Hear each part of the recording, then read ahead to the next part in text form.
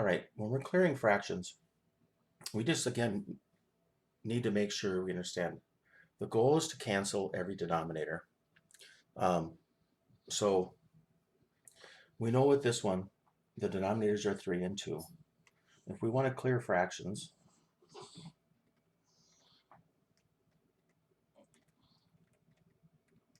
then we need to multiply each side by that lowest common denominator, or 6. We know 6 will cancel each. But the big thing about the left side, if you look at this expression, we have a fraction bar. This is actually just one term then. So when we look at this, if it's one term, then the factors are the numerator, the whole numerator, and the denominator. So I'm multiplying 6 times the 4x minus 5 as a factor in the numerator and the 3 in the denominator. So I don't want to distribute. I want to multiply the factors. I want to cancel first. I still want to take advantage of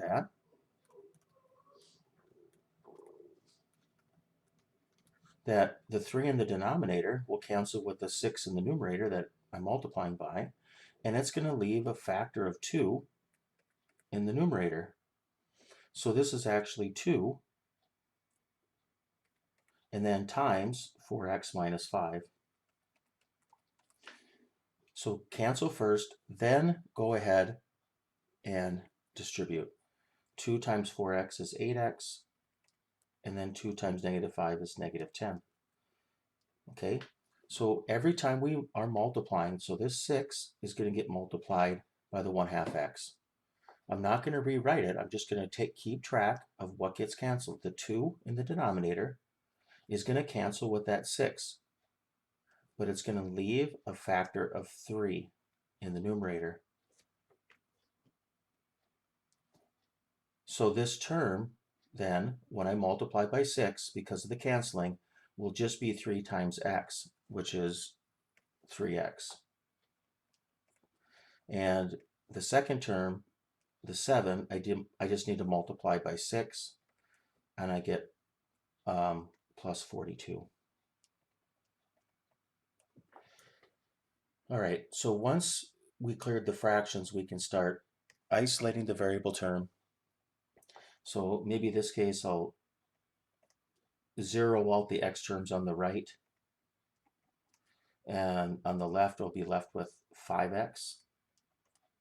And if I want to isolate that term, I need to zero out the negative 10 on the left side. I add 10, and then the same on the right. So that'd be 52. And then finally, cancel that extra factor of 5, and I'm going to get x equals 52 fifths. Okay, it doesn't matter what my answers look like. Just make sure when we're canceling, the key is to keep track of factors that are left. So cancel first. When you multiply, we're going to cancel first, and then keep track of factors that are left.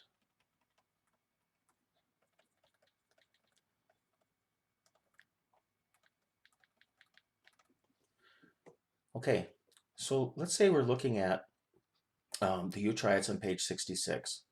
One of the things I wanted to do here was show you that there's actually a mistake in the textbook. Part B is actually the same as part C in the textbook, so the printing was wrong. So this is on page 66 in the U-triads. This is what part B is supposed to be. It is in the video, so if you do it, you'll be able to see it.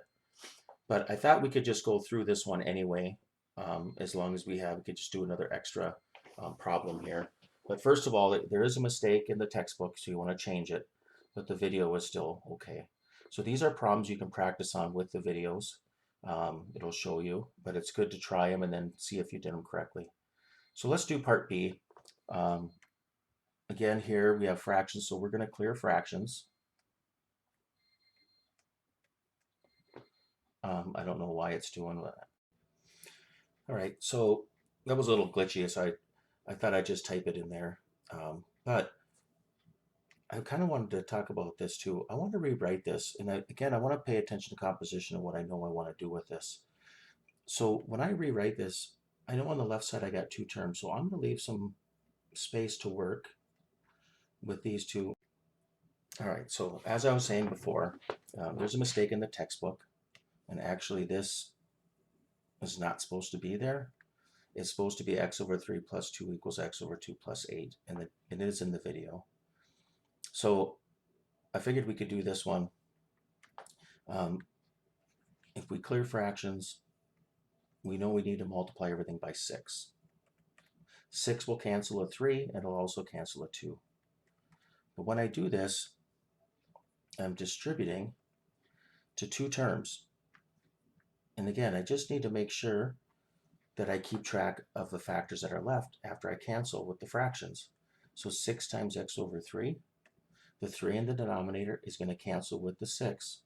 Now I don't want to put a line through the 6 because I need it to distribute to the 2. So I just need to think the 3 will cancel with the 6, leaving a 2. So I'm just going to put a little reminder. And this term then would be a 2x. 6 times 2 is 12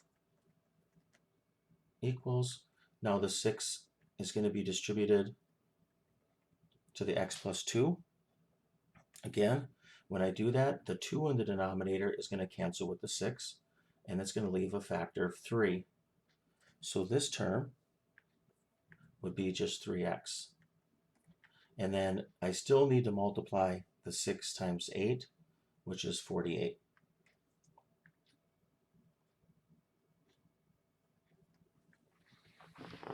Okay, so isolating the variable term,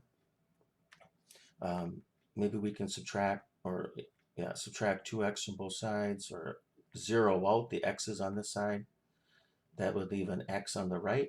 And then if I zero out the 48 here, negative 48 on both sides, I get negative 36. Okay, so clearing fractions, what's important is that we keep track of factors that are left when we cancel. Okay, you could try the rest of those U-triads, but I do want to go through solving equations by clearing decimals. Now, decimals are just a way to write fractions. We could think of this equation as fractions. So like the 0.02 is 2 hundredths. So it'd be basically the same as 2 over 100 times x plus, well, 0.03 is the same as 3 over 100 times 10 equals 0.25 is the same as 25 over 100, and then parentheses x plus 4.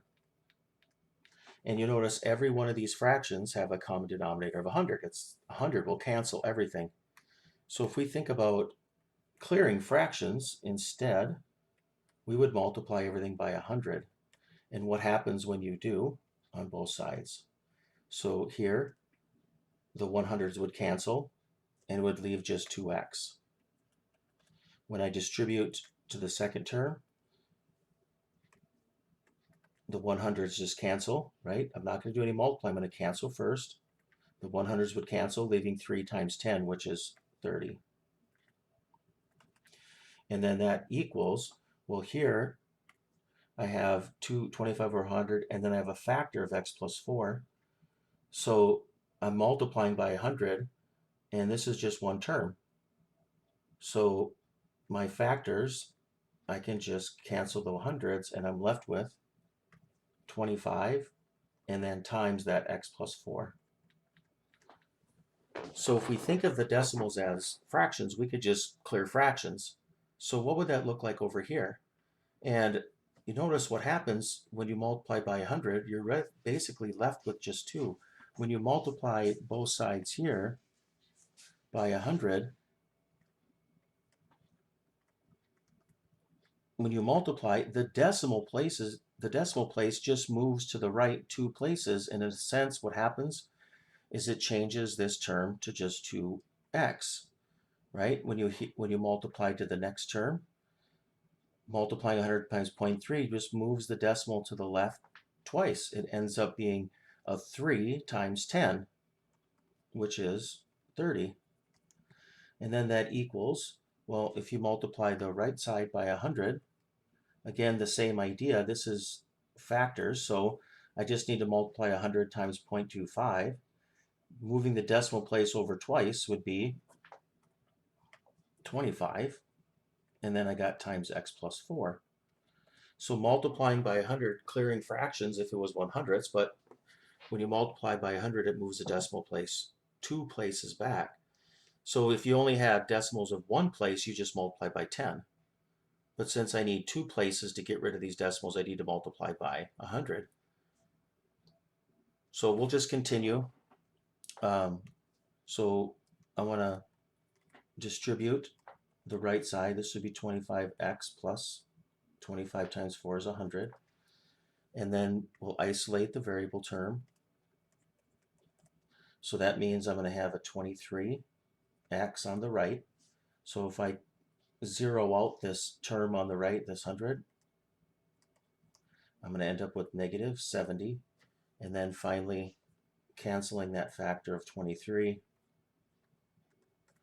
I get a really oddball number, but I get negative 70 over 23 equals x. So clearing decimals is another thing we can do to help simplify our equation to solve. So getting rid of decimals. Okay, so the next section we'll talk about identities and contradictions.